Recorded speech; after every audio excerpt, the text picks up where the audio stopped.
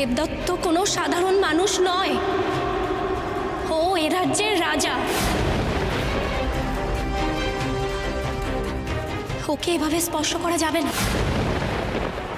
বাহ, আর তুমি যে স্পর্শ করলে? আমি দেবদত্তের বাগদত্তা।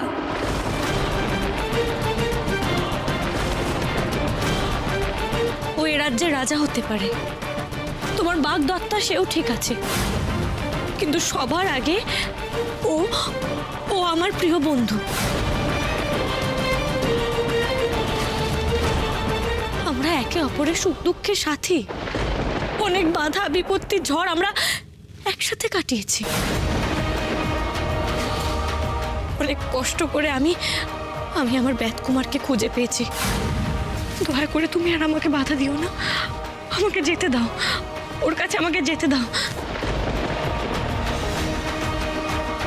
বেদকুমার, বেদকুমার,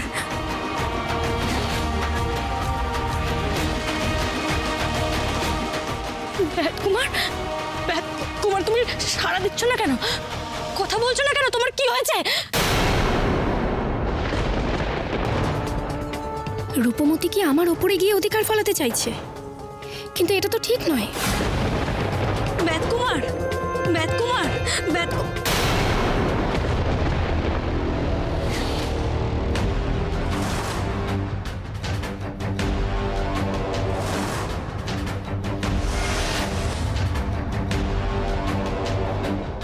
এ কি? বেদকুমারের বুকে এরকম গভীর ক্ষত হলো কি করে?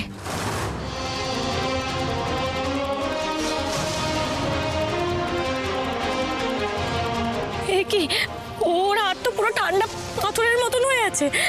বেদকুমার, বেদকুমার, বেদকুমার, বেদকুমার, বেদকুমার, ওঠো, ওঠো, বেদকুমার।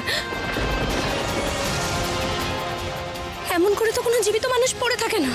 এত গভীর ক্ষত। জটিলা, জটিলা মনে হয় ওকে শেষ করে দিয়েছে। না, এটা হতে পারে না, কিছুতেই হতে পারে না। তুমি আমাকে এভাবে ছেড়ে চলে যেতে পারো না বেদকুমার। আমি তোমাকে হারাতে পারবো না, কিছুতেই হারাতে পারবো না। বেদকুমার, বেদকুমার, তুমি আমাকে এভাবে ছেড়ে চলে যেতে পারো না। তুমি আমাকে ছেড়ে চলে গেলে আমার কি হবে? না না, আমি কি করব তখন? বেদকুমার,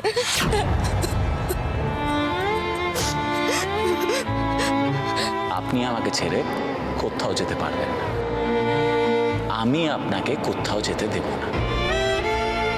আমি আপনাকে ভালোবাসি রাজকন্যা, ভালোবাসি, ভালোবাসি, ভালোবাসি, পাগলের মতন ভালোবাসি। আপনি আমাকে ভালো না বাসলে কোনো অসুবিধা নেই, কিন্তু আমি জীবনের শেষ নিঃশ্বাস অবধি আপনাকেই ভালোবাসবো।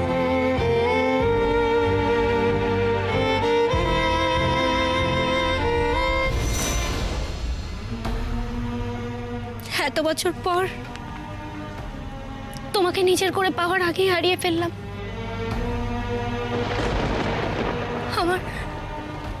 আমার এতদিনের অপেক্ষা সব শেষ হয়ে গেল।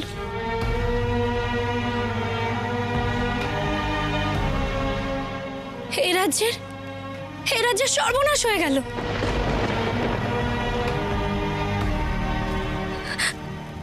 জটিলা, তুমি আমার শেষ আশাটুকু কেড়ে নিলে। আমাকে শাস্তি দেবে বলে তুমি আমার বাবা, বেদকুমার, সবার প্রাণ কেড়ে নিলে। আমি তোমায় ছাড়বো না জটিলা।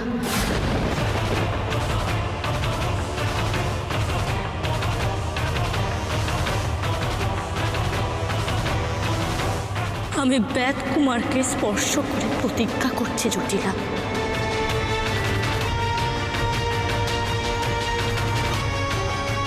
তোমায় এমন ভয়ঙ্কর মৃত্যু দেব আমি, যা তোমার কল্পনার অতীত।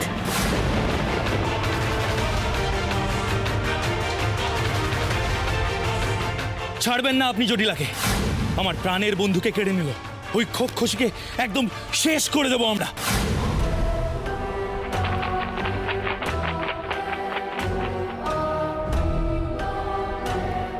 আমরা এই কোটরে লুকিয়ে থাকি, এতজনের আনাগোনা হচ্ছে, আমরা কারোর নজরে পড়ে যেতে পারি।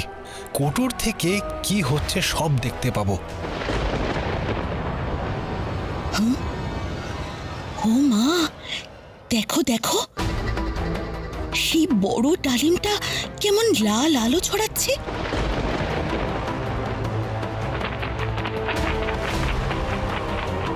এ কি কোনো বিশেষ ডালিম ফল? তুমি তো ফল নিয়ে পড়ে আছো দেখছি, আবার বাইরে কেন গেলে তুমি? কোটরের মধ্যে এসো। এই শোনো শোনো, ফলটার ভেতর কেমন স্পন্দন হচ্ছে গো।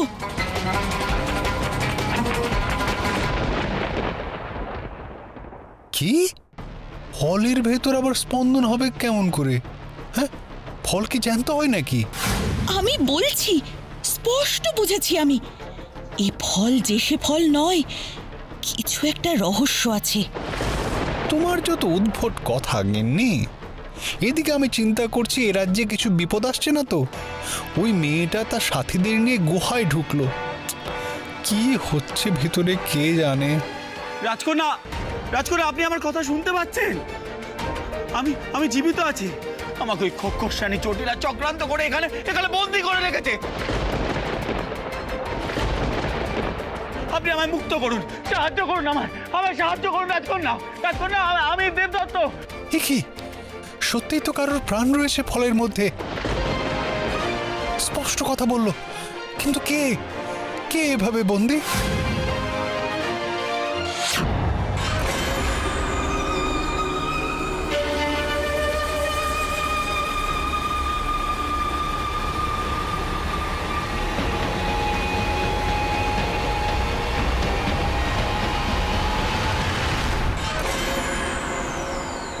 জায়গাটা ভারী অদ্ভুত তো,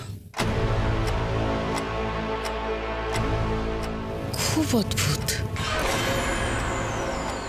চারিদিকে বরফের আস্তরণ, কিন্তু এখানে কোনো বরফ নেই।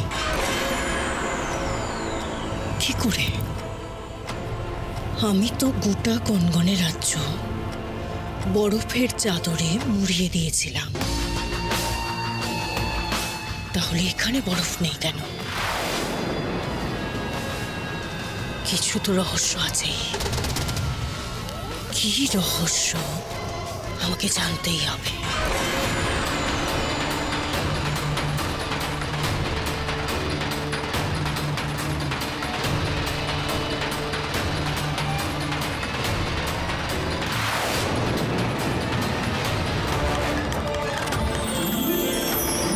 সর্বনাশ, মায়া কাননে কেউ প্রবেশ করেছে।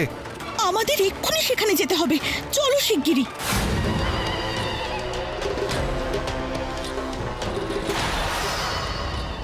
রানীমা শুনতে পাচ্ছেন? এক্ষুনি আগুন পাখির গুহায় চলে আসুন খোকখসানি, রূপমতি সেখানে পৌঁছে গেছে।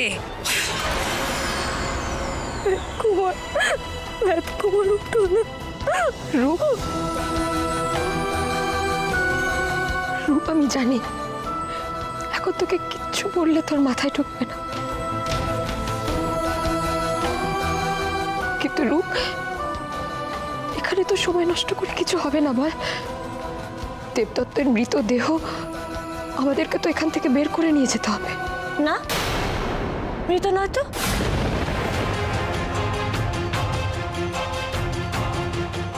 মৃত নয়, বেদকুমার মৃত নয়।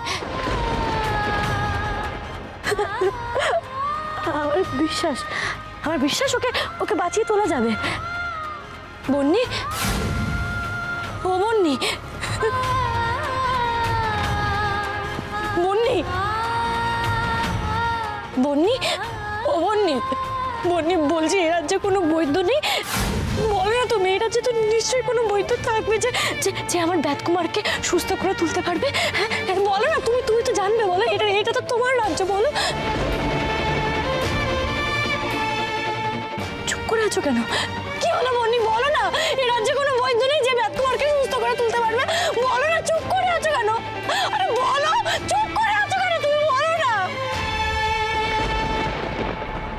সত্যি যদি এমন কোনো বৈদ্য থাকতো যে মৃতদেহের প্রাণ ফিরিয়ে দিতে পারে, তাহলে তাহলে আমিও তো দেবদত্তকে ফিরে পেতাম।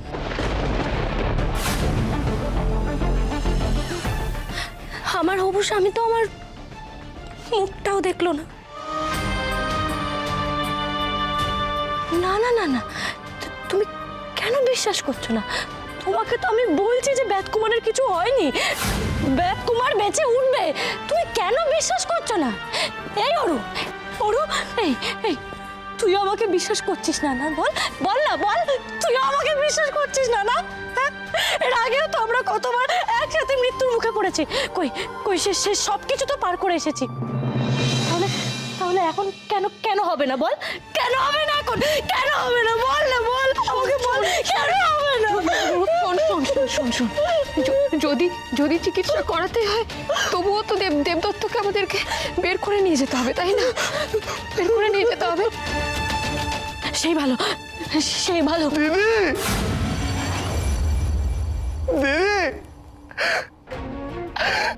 দিদি তবে জটিলা কাউকেই ছাড়লো না বল।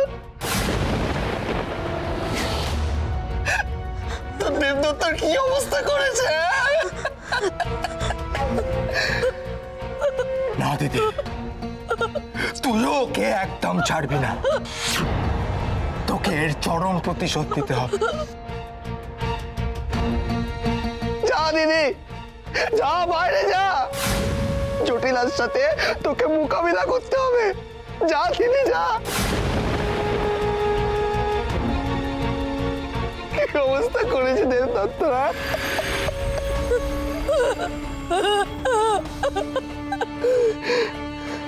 চলো এবার আমরা তাহলে দেবদত্তকে নিয়ে যাই।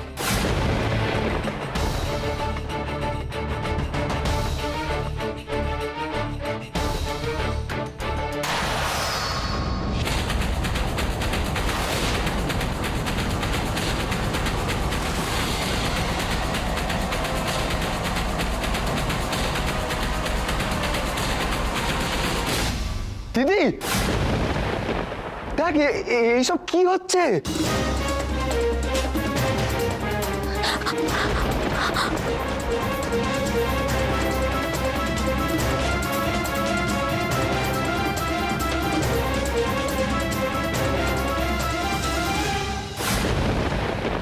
কি এখানে এত এত আগুনের তেজ কোথা থেকে এলো?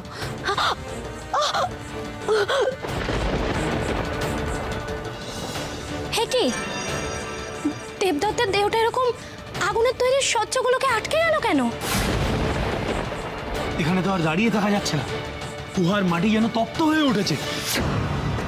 সত্যি তো, পায়ের তলা যেন আগুনের মতো তপ্ত হয়ে উঠেছে।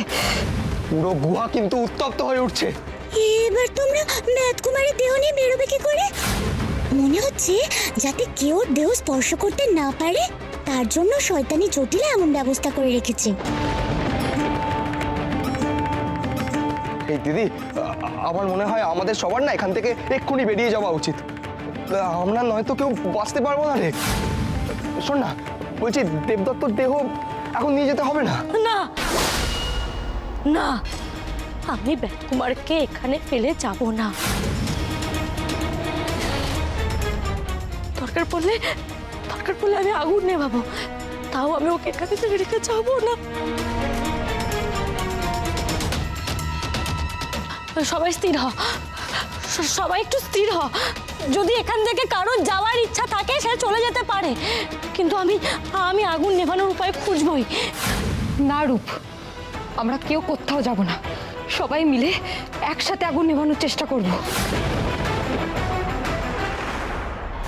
ধুর, এই সুযোগে পালানো যেত, কিন্তু কেউ না গেলে আমি একা কি করে যাব?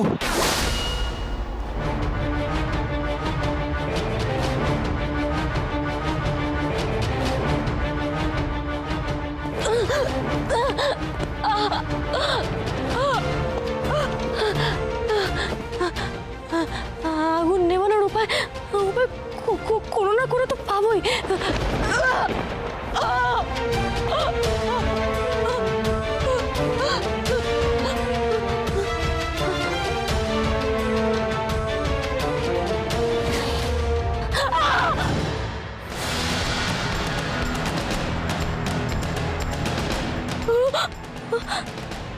করব এখন আমি? কুমারকে তো ফেলে আমি যেতেও পারবো না। কি করবো? মা বাসুলি চণ্ডী মা, মা তুমি তো আমার কখনো কোনোদিনও নিরাশ করনি।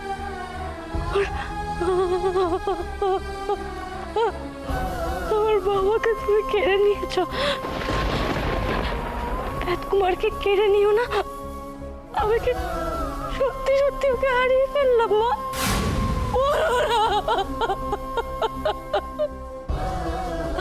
না না না, কুমার, কুমার,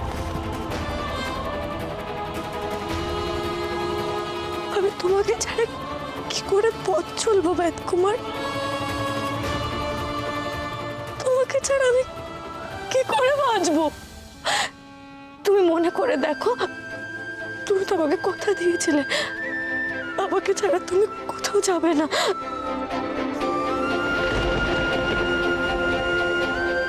তুমি আমার বাবাকে প্রতিজ্ঞা করেছিলে না, তুমি সারা জীবন আমার পাশে থাকবে। তাহলে সেই প্রতিজ্ঞা কেন ভেঙে দিচ্ছ তুমি? আমাকে একবার রাজকন্যা বলে ডাকো, একবার ডাকো না। কি গো, একবার ডাকো। তুমি না থাকলে এই রূপমতী সেই সহজ সরল নরম মেয়ে হয়েই থাকতো। আমার সাহস, আমার মনের জোর সবকিছু তুমি বাড়িয়েছ। বিপদে যখন ভয় পেয়ে আমি আমি কান্নাকাটি করতাম, তখন আমার পাশে বন্ধুর মতন তুমি ঢাল হয়ে দাঁড়িয়েছ। এখন তুমি ছেড়ে চলে গেলে আমি কার ভরসায় থাকবো বলো? এভাবে ছেড়ে চলে যেও না আমাকে। আমি পারবো না, আমাকে এভাবে তুমি ছেড়ে চলে। তুমি ফিরে এসো, ফিরে এসো কুমার।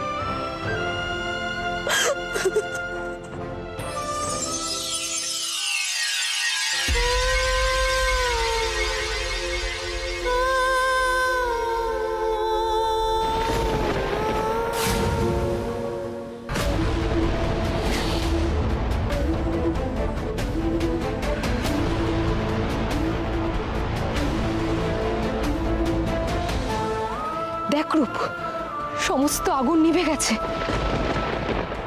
দেবদত্তর দেহ আগুনের বলয় থেকে মুক্ত হয়েছে।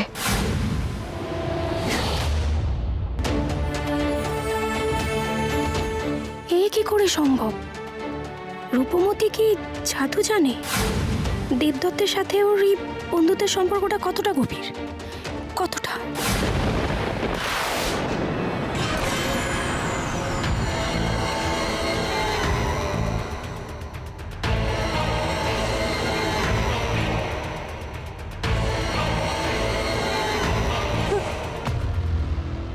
কুমার, রাজকন্যা রূপমতী,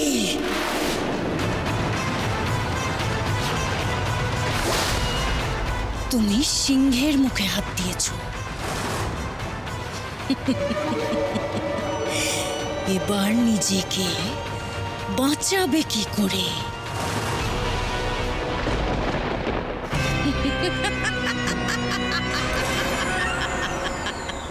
আজ জটিলাকে ওর কৃতকর্মের জবাব দিতেই হবে। ওর জন্য চরম শাস্তি অপেক্ষা করছে।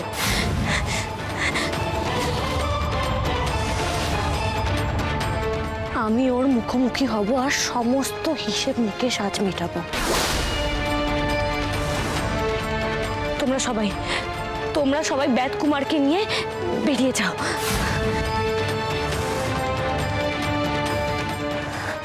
জটিলা,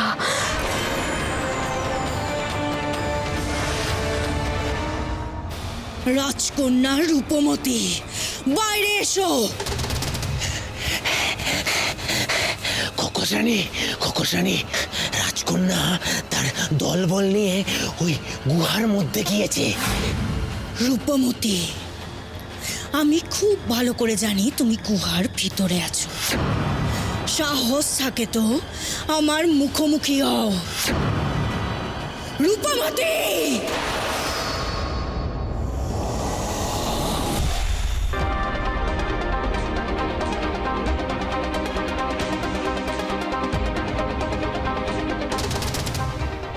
কি ব্যাপার জটিলা, তুমি রাজকন্যা রূপমতির নাম ধরে হুঙ্কার করছো কেন? ও কি করে আসবে আমার গুহায়? তোমার মূর্খামির জন্য। সে কখন তোমাকে রাজপ্রাসাদে খবর আনতে পাঠিয়েছিল, আর তুমি কিনা ফিরলে রাত পার করে। তুমি ক্রোধে অন্ধ হয়ে গেছো জটিলা, তাই আমার এই অবস্থা তোমার নজরে পড়ছে না। দেখো দেখো আমার ডানার কি হাল করেছে ওরা। বেশ করেছে, তোমার দুটো ডানাই কেটে নেওয়া উচিত ছিল। তোমাদের ওপর ভরসা করেই আমি ভুল করেছি। রূপমতি ভেতরেই আছে। এতক্ষণে বোধহয় দেবদত্তের দেহটা পেয়েও গেছে। এরপর যদি জটিলা, জটিলা,